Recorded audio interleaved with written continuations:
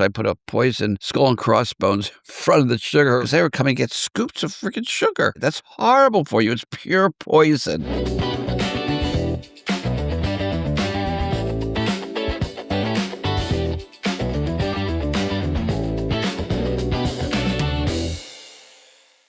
Hi, everybody. Welcome back to another edition of Becoming the King of Pot. My name's Todd Dankin, and with me, as always, of course, is my criminal cousin, the King of Pot, Bruce Perlowin. Bruce, welcome back. Thank you, Todd. It's a pleasure to be here. Yes, I'm excited about today's episode because we're going to go back in time and we're going to talk about a few more things happening in your prison life and how you really applied yourself. You really took the eye of detail from being a smuggler, and you really lived that in prison as well. We're also going to talk about, you going to school in prison, in both prisons, and really what that journey was like. But before we get started, if you're watching us for the first time or the 100th time, thank you for that. And please hit that subscribe button, hit that like button. It helps us here at Becoming the King of Pot. So we appreciate that. So, Bruce, you were an alpha male prime, right? You were the guy in charge of the alpha males, right? So you took that gumption, right, and that attitude right into prison. And how did that help you? And then how did you take it into even your schoolwork as you decided, I'm going to go to school. I'm going to be in prison a long time. I might as well make the best of this. Yeah, it's first of all, prisons, you got, especially in county jail, you got a lot of rough, tough gangsters in there, so you're Yeah. in with a bunch of alpha males, right? And you can't be a prey, so you got to be tough. But, if you're a big smuggler, there's a huge amount of respect. You got instant respect. On a 1 to 10 scale, you're at a 10. You're the guy that they all aspire to be like. Oh, So, interesting. And, yeah, and so you got treated like that? Like you were, Mr. Big Shot? Oh, yeah. Mr. Big Shot, not that I felt Mr. Big Shot, you don't have that. I didn't have a big ego, but I don't have a big ego because I know I'm the best. So why should I have an ego? So anyways, Right. but you do. It's hard to be humble when you're as great as I am, right? Exactly. So, but they all know, and you get a lot of respect because of your position as a kingpin. You're convicted of a kingpin statute. Right. But do they know because they're in the jail, or do you tell them? Oh no, both. First of all, the prison, we called it the prison grapevine. It's quick. Someone's in jail in, I don't know, out in California. They know about it in Florida. So I was started off in Chicago for a few days, then got instantly down to Tampa, Florida, where I'm in county jail. And in county jail, last episode, I talked about Ted Corey, about Svetlana being at his party and that he was throwing, and that she knew everything that was going on and couldn't figure out how she knew everything in this party thing, with somebody stealing a car out front, somebody stealing stuff up in his bedroom. And Ted came to me. He was in county jail too. And he said, Bruce, what are you doing? Now, he told me this after prison. I didn't remember it. And I'm calculating on a piece of paper. I looked up, I go, Ted, I don't know if I have enough time to do all the things I need to do. And he goes, you want some of mine? And that became sort of a joke. We've talked about that on a couple of these episodes. Yeah. And So let's talk about this list that you made. What is it you wanted to accomplish while you were in prison? 3 PhDs. So you go 2-year college degree, 4-year college degree, a master's degree, and then you get a PhD, a PhD, a PhD. However, maybe you could overlap some of the coursework and you didn't have to go, sequentially. You can do a couple of those concurrently. So that's what I was trying to figure out. Right. And why the sudden quest for knowledge? Because I finally had the time to do all the things I wanted to do, like mostly read. Maybe before prison, I read 1 book a year. During prison, I read 100 books a year. So I had just this thirst for knowledge. And I also felt academically challenged. I didn't know a lot of stuff, book stuff. I was street smart. and I was organizational smart, and I knew my industry really well and could do it really well, and I did. And But operationally smart also, you yeah, know? but Yeah. I missed college. I dropped out of college 7 different times growing up Mm. because and I loved it, but I couldn't afford it. I had to go back to selling pot to sustain I was a new family, a new son, a new wife, Right. and pot made the So you money, took on the college pressures of didn't. life instead of the pressures of college. Yeah, exactly, and Yeah. Right. economically, marijuana paid off, college didn't, at the Right. moment. Right. Right. Right. Okay. So you're in jail and you realize you make your plan for, okay, 3 PhDs. Well, let's take us on that journey, and what was it like? Okay, so the first thing you do, you're in county jail for a year, and I organized things. I made a box and I put a bunch of commissary in there for everybody and say, take what you want, replace it when you can, which was nice for incoming prisoners before they could start buying commissary. And it also showed, well, this guy's a little bit different. He's cares about the group. Um, and then I instantly go to not instantly, but about a year and a half later, I end up in Texarkana. So now I'm starting to serve my time in Texarkana. And they had Texarkana Community College had professors that would come in and would teach classes. So I started taking the classes and I figured, look, I'm in here. I got plenty of time. I'm going to do really, really good work. And I just dove into it. As an example, when I got a Right. And what kind textbook, of classes do you start with? What kind of classes? And it just basic, first, second year college courses? yeah, your basic stuff, your elective psychology. I was heavy into psychology, sociology. You had a choice, just like in regular school, and I picked a lot of those particular courses. I'd like to know about human nature. First of all, I'm in this fantastic thing, this closed environment. All right, and um, yeah, so you can study people. You got the mafia in there, you got the kingpins in there, you got the bank robbers in there, you got all these unusual personalities, and you're living very close to a lot of people. You don't eat Yeah. dinner with 200 people and breakfast, lunch, and dinner with 200 people every single day. In prison, you do. So you really do get to know people. I mean, look at your neighbor. How many people out there really know their neighbors or their neighborhood? You're lucky if you even say hi to your next door neighbor, let alone eat Yeah. breakfast, lunch, and dinner with them and learn their personality and their weirdness and their unweirdness, their strengths and their Right, right, weaknesses. right. Yeah, yeah. So So as a sociology and a psychology student, you literally had a lab, right? That you could use every day, right? and you're exactly right, and I exactly saw it that way. Right. I'm living in a microcosm of the world at large. Yeah, yeah. Literally a bubble, Yeah. you know? Yeah, So in Texarkana, I use my smuggling skills, which are just organizational skills and follow up and follow through and everything, yeah. to start organizing things. So I organized the health library. I'm holding up. This is a flyer in Spanish. Actually, I did it in English and Spanish for all the inmates to learn about health and nutrition.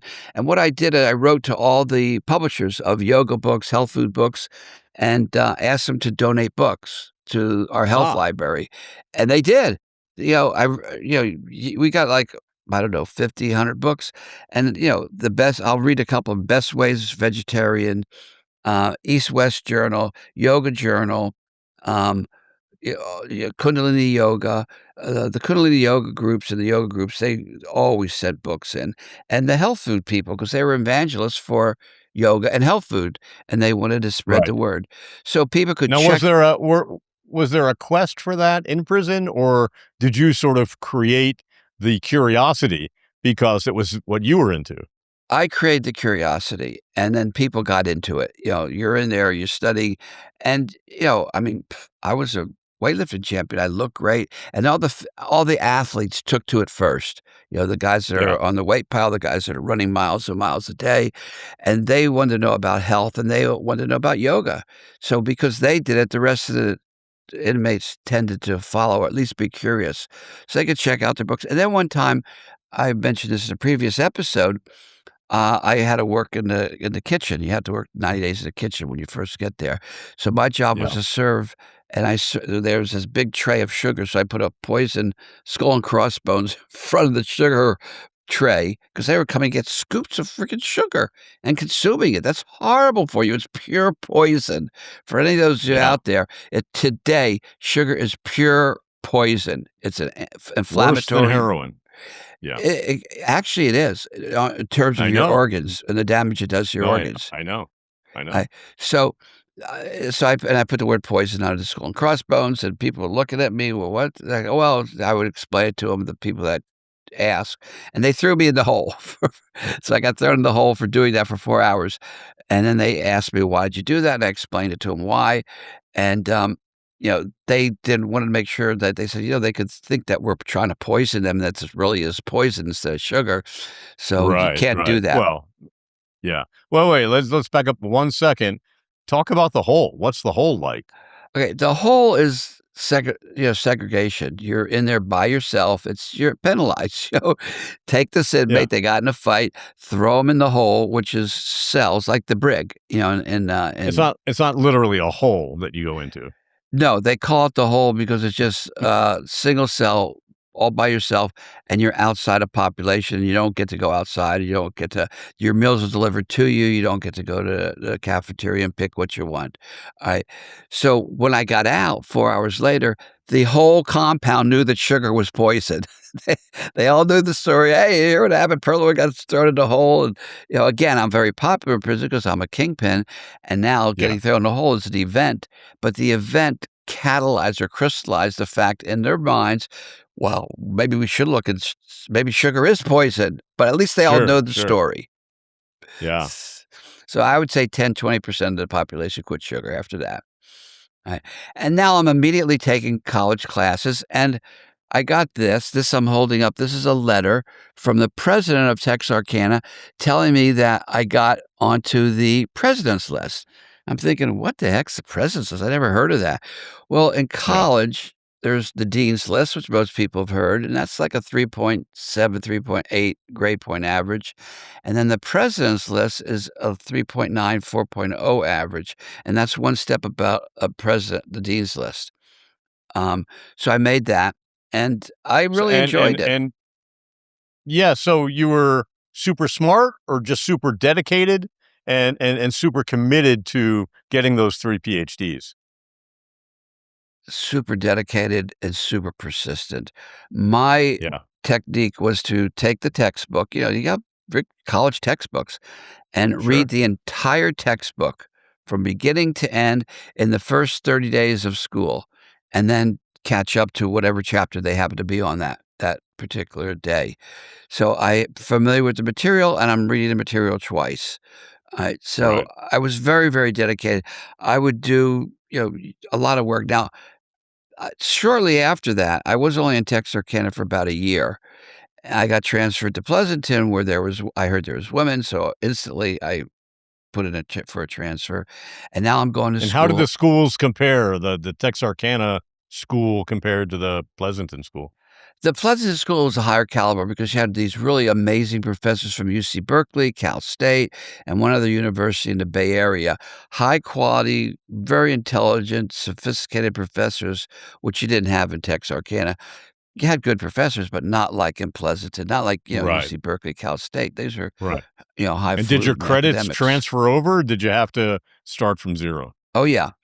So now I'm in Pleasanton, and, I get this article comes out, and this article is, the President's Corner. It's a school newspaper. I'm holding that up, and this is from the president of, uh the Columbia College is who was coming in. These professors from those schools were coming in and teaching for Columbia College, alright? I see. But their normal jobs were the other universities. Right. And And so talk about for he's a second, while you're describing this, talk about what a classroom is like, because these high-end, professors are coming in, and what are they walking into? they're going through prison, going through the gates, I don't think they got searched. Maybe they got patted down. I don't know. I'm not sure. I never saw them come in or out. Um, but they're walking into prison. They're going into class, and they're basically we look. Pleasanton was like a college campus. There was no Mm, bars. I mean, of course, there was the razor blade wires and the fences around the perimeter of the compound, but we had a key to our own room. We wore our own clothes. right. It was not your typical prison. All right, so this article came out. This one's called Lessons Learned. I'm holding up an article that shows, oh no, sorry, wait, that's after I got out of prison. Wrong article. This article is called Prison U. All right. Now, this is a full page article. It's huge from one of the newspapers, the front and back. This is Professor Decker that I mentioned. It's upside down. That's Jerry Decker. He was the teacher I mentioned last episode. And here is some of my classmates, and they're talking about being in prison. That's Shelley Brent. That's either Danielle or Trina. She's one of the cute bank robbers. That's George Bosch. He drove away with $8 million as a Brinks driver. That's me. And then that's Ide, Puerto Rican freedom fighter, even though the government labeled her a terrorist. So, Right. and it was great. They're talking about, because that's unusual to get that kind of a college degrees or that kind of degrees while you're locked away.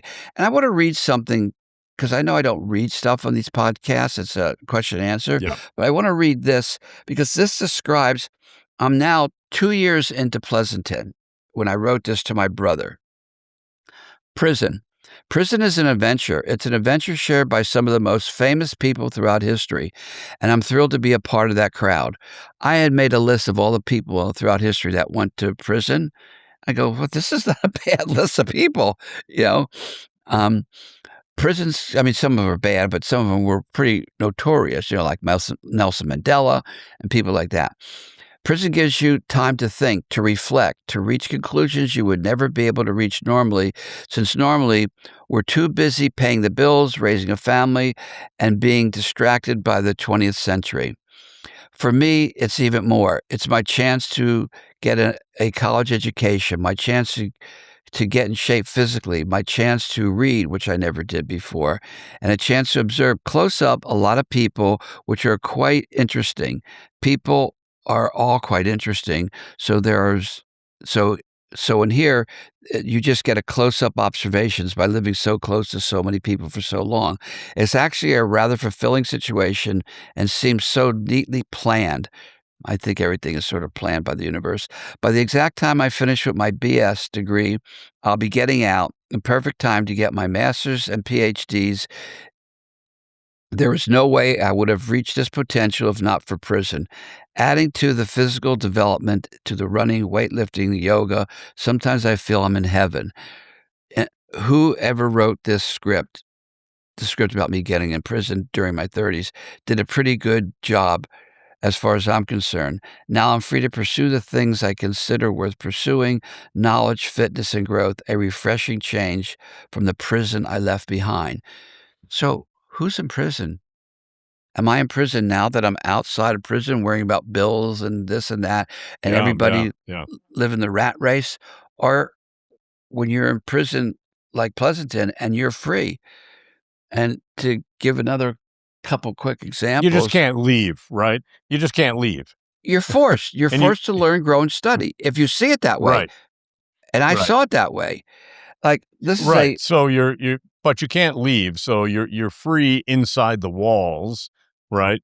And like you said, you have dinner with 200 people every day. You know what I mean? yeah, So you so know, you're not wh really free, but you're free within the system. yeah, when Blake and Maury are broken up because they're not staying next to each other in line, and you know what the problem is. You don't get to see that. You know when this one or this couple breaks up or this couple gets together, you know intimately everything that's going on because not only does the prison grapevine go from California to Florida instantly in a small campus, you know everything. You know? Yeah, yeah. So, and here's an example of some of my college work. This is, Psychology 350, so that's your 3rd year of college, counseling and communication skills. They said do a 20-page journal. This ended up being a 400-page journal. This is half of it. The other half is in another And I know binder. you write very small too. Yes, yeah, So, and then I yeah. enclosed articles, so I really did read a lot. It was really pretty much, like I said in heaven, I became a published writer. Here's an article from California Magazine about one of my smuggling trips. I got paid $1,000 for that. And then I used Wow. the same exact article, got paid $1,000 for a sailing magazine. It's the same exact story. Uh, it Ah, was so look at you using your smuggler skills to double down and, make it once, get paid twice. well, yeah. I'm reading all the smuggling books. This is we're going to have a lot of the old smugglers on, so I want to get familiar with their stories. And I like to do that. We use the same dock. I use the same dock 15 to 18 times. Most other smugglers used an offload spot in Maine, used an offload spot in Boston, used an offload spot in Florida. They kept changing. Tommy Powell is an example, who we've had Yeah, him on. He never used the same offload spot twice, ever.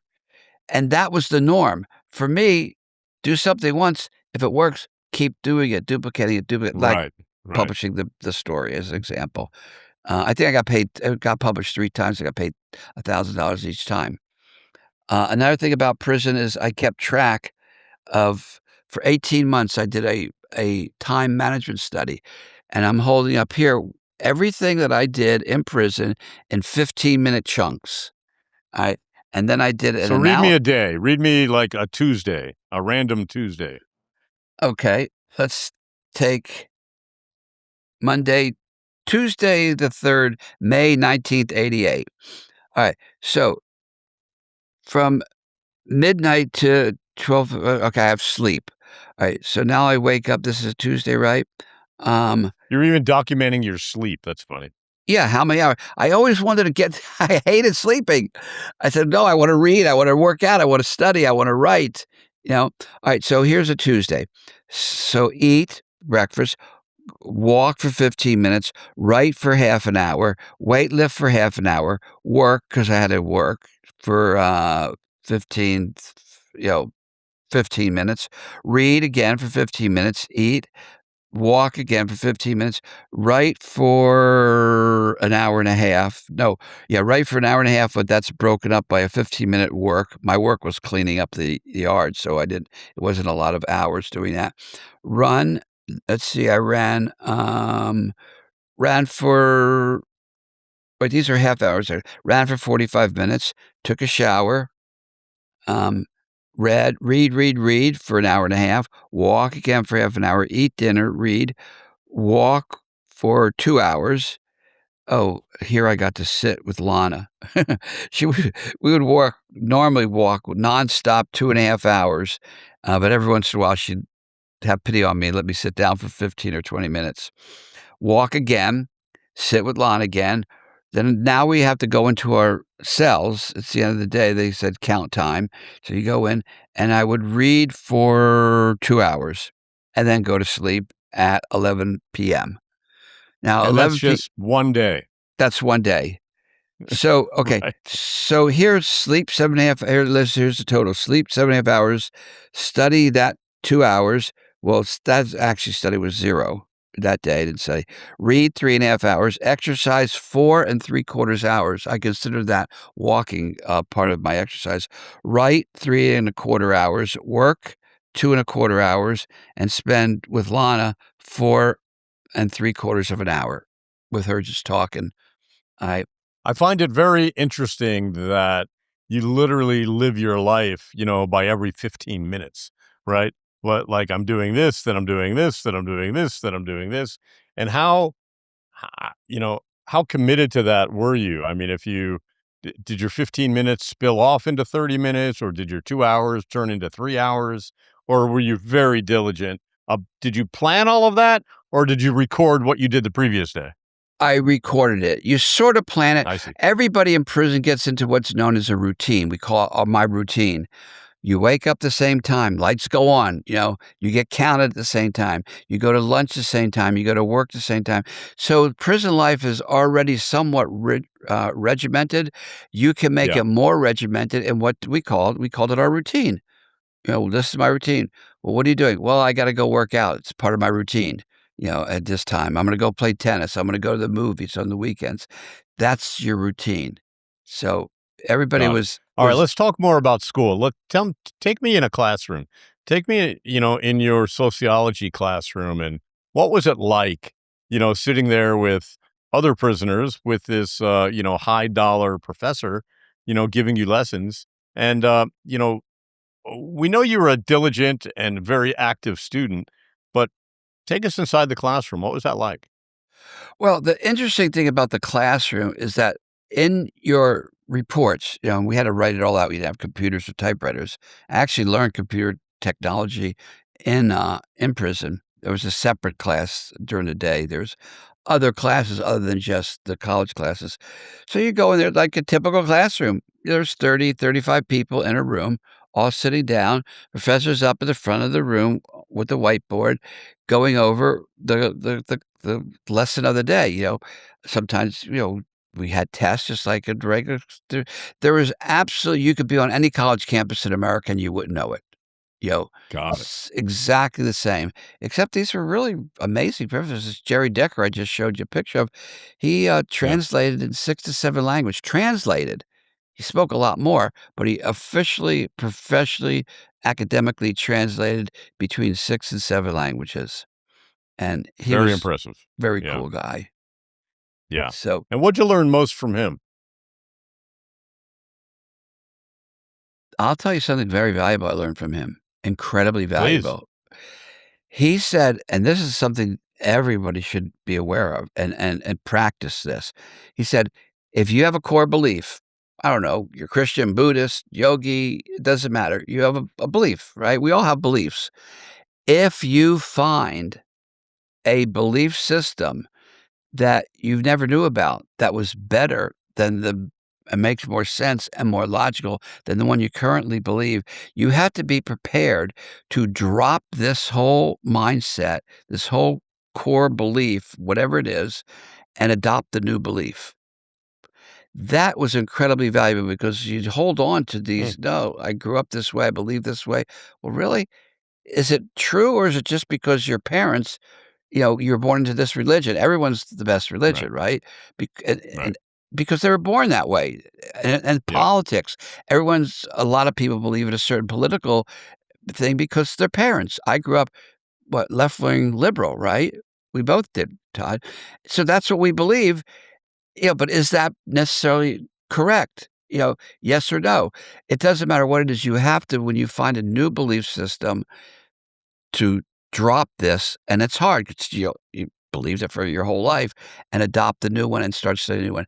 That was incredibly valuable. It gave me the flexibility to not be dogmatic and to have the flexibility to change and to help me learn, grow, and study new things, new ways of looking at things, and that was an incredibly valuable life lesson that I've held my whole life to this day. Yeah, being able to change your paradigm is difficult, right? And valuable at the same time because you open your mind to other aspects and other things in life, and you don't live this jaded life. Yeah, a big thing like right now, I'm studying because there's so many, YouTube, videos on it, Gnosticism. So the whole world is Christian, or a lot of it is Christian, but there was, like, this whole thing from the Gnostics in the early that books from the Who are the Bible. Gnostics? I don't think They're I've ever heard that. they're the The same Peter. Gnostics? Peter was one of 'em. They wrote this the people that wrote the Bible, they wrote this other Bible, and then, systematically over the decades, they eliminated those books. It's books in the Bible that never made it in the Bible, and they call it the Gnostics. People should really check this out, it's really fascinating. They didn't discover the Gnostic tablets until 1945. They were being destroyed all over the world, so some monks hid them in a vase. The guy found them.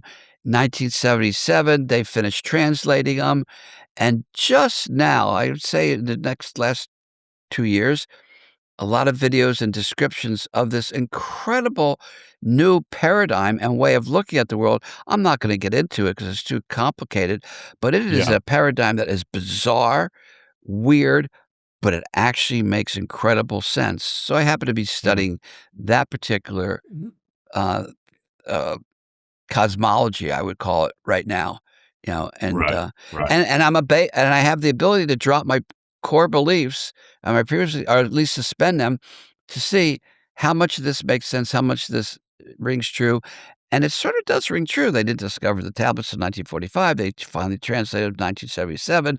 Now this information is getting out. How valid is that? So I invite everyone to at least do a deep dive into Gnosticism and see what it is. You just asked me, what it was, and it's pretty cool and very Yeah, yeah. unusual. Yeah, sure. Sure. So So what other teacher had had a really profound effect on your growth?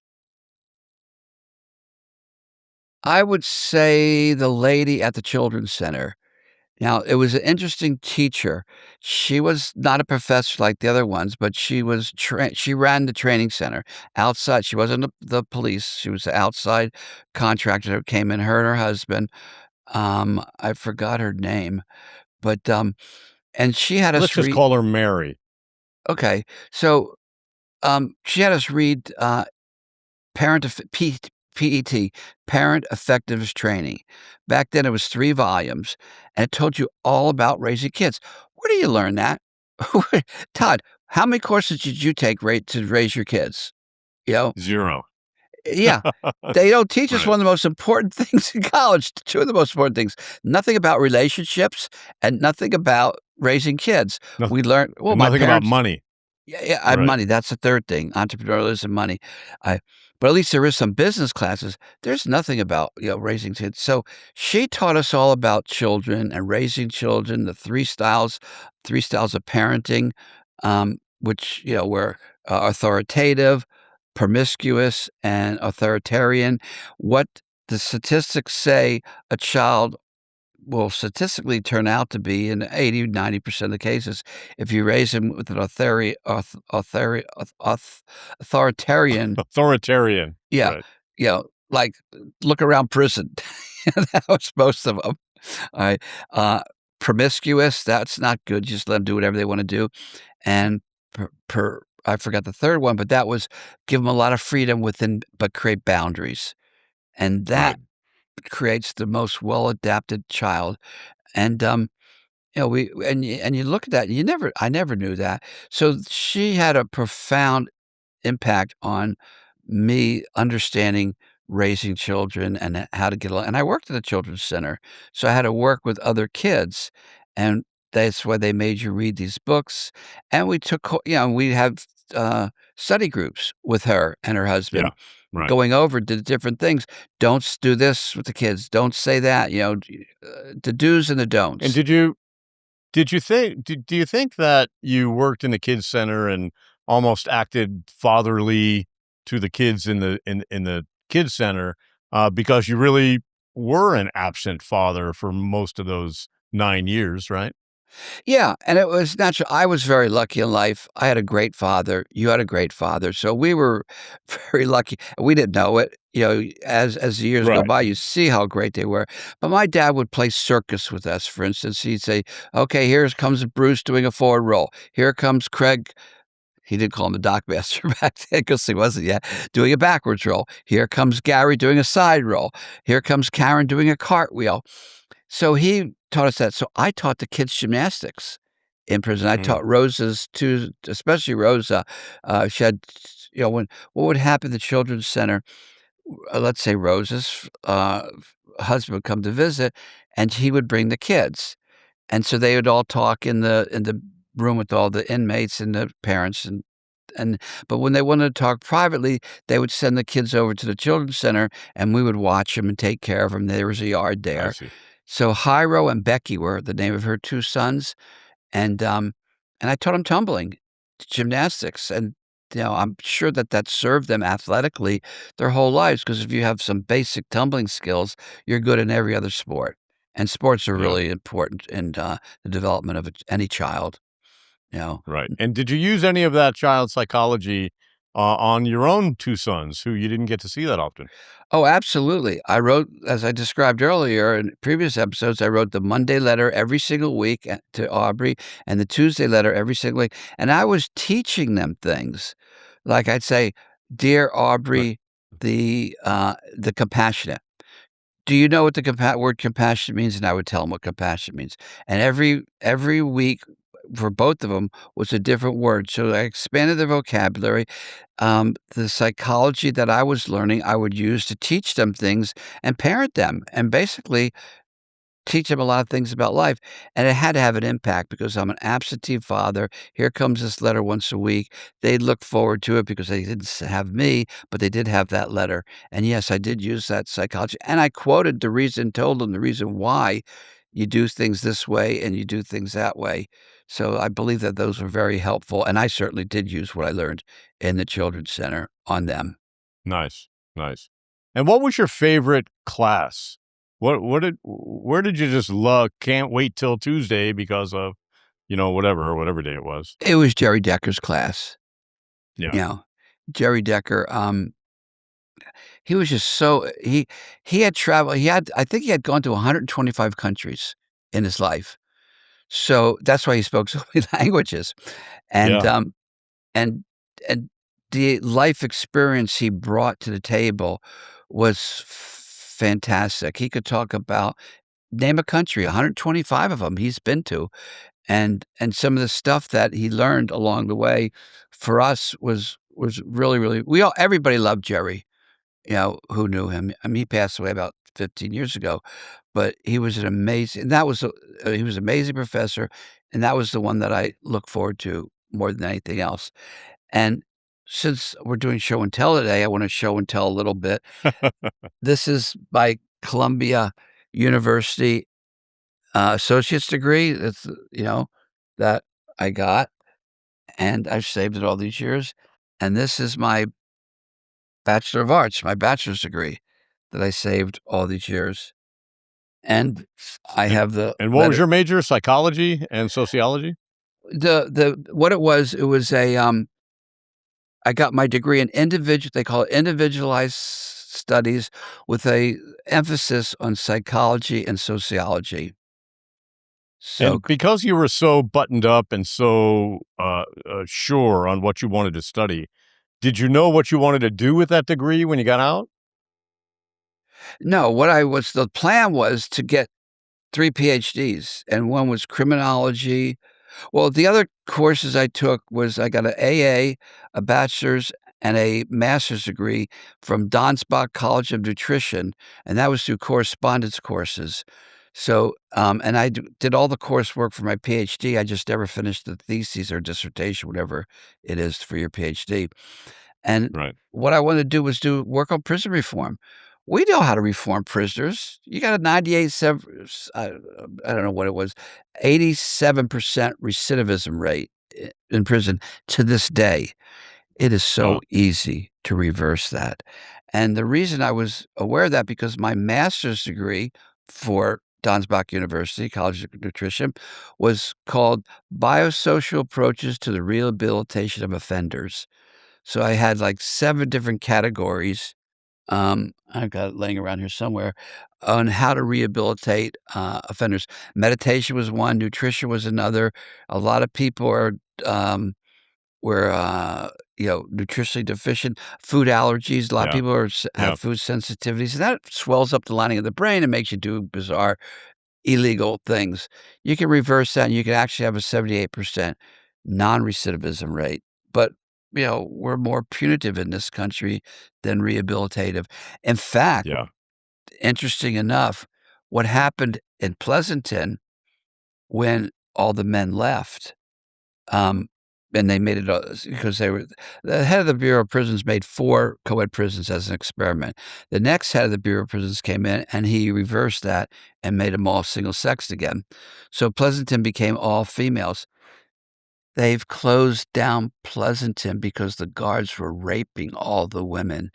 There's something like, they had to pay you can Google this, okay? I should have Googled it before this episode, but they had to pay something like $58 million in restitution, could be 60 million, a big, huge number, and there was 105 women in that class action lawsuit, and the next wave of class action lawsuits hasn't even hit yet. So Pleasanton has been closed down because of those lawsuits for about 4 years.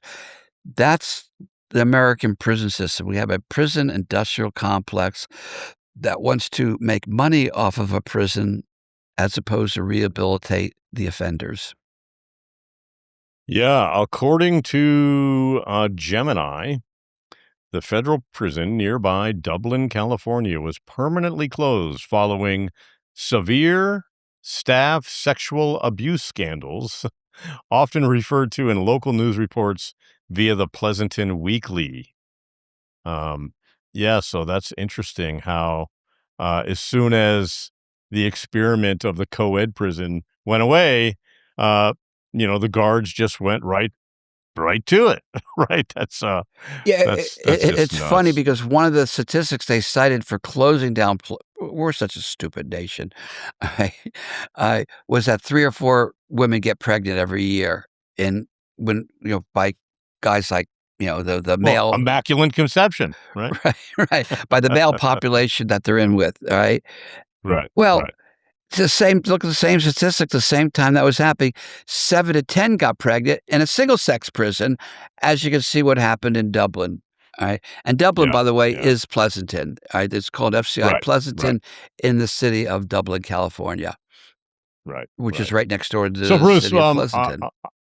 yeah, I'm really fascinated by these prison stories. So we're going to come back next week and continue some of these prison stories and really hear how you got your degrees. And then, once, as you're getting towards your end of your sentence, you have a very interesting story about getting out of jail, which we're going to talk about next week. Don't hold it up. Hold on to it. I know you're anxious, but you famously put an ad in the newspaper, um, and we're going to talk about that next week. Anything else you want to close with? No, but the next week, what we're gonna talk about is, we'll start off with a one last prison story, and then what happened after I got out of prison, because that's very unusual and interesting. We're still not done with prison stories. We're gonna do a lot of them with other people that we're going to interview, because I can't remember all the amazing, funny, Yeah. hysterical stories. One story I do wanna close with, the Carol Ammon, alright, and then we'll wait till next week. She was, convicted of continuing criminal enterprise, the Kingpin statute, and she was a big smuggler from Florida, and she was a good friend of mine because she was Joe Chaga, my roommate's girlfriend, and so we talked and hung out a lot, and she had a master's degree in marine biology, so I liked the intelligent, Sure. educated prisoners, more than the non, and, more than the street thugs or gangbangers, okay, which weren't that many in prison at that time, so now it's not that same situation, but anyways, she went to a women's class, psychology class about women, and she was all messed up because she had a 30-year sentence, she had a little girl that was born, and her husband died in a plane crash. So here Oh she my God. is. Yes, her husband died in a single engine plane crash smuggling marijuana or something. I don't know if he was smuggling, but he died. She's a mom, 30 years with a daughter. So she was all freaked out. So she went to this course for women who had serious issues and problems and were devastated.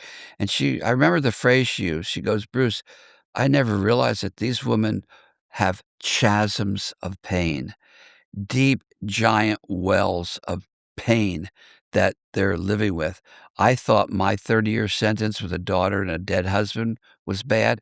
It's nothing compared to the chasms of pain that these women have gone through, whether it was sexual abuse, who knows? She didn't go into detail, but those are the things that we should be focused on as a nation is let's Yeah. rehabilitate our offenders. But we'll save that for that's just a food for thought. It's not my wheelhouse or my battle right now. My battle is telling fun stories. And here's the good news, Todd. We talked about we're doing the King of Pot, the movie, right? And the sequel to Yeah. that would be The Prisoners of Pleasanton. Well, they closed the prison down, so now we have our stage.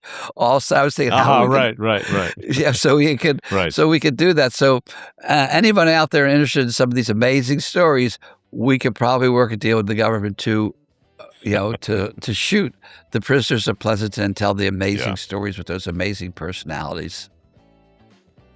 Yeah. That'll be a lot of fun. So next week we're going to talk about your continuing education, the many degrees that you received and what you received them in, and then your quest to get a job when you're getting released from prison. That's what we'll talk about next week. So thanks everybody for joining us this week. His name is Bruce Perlow, and he, of course, is the King of Pot. My name's Todd Dankin, and this is Becoming the King of Pot. We'll see you next time.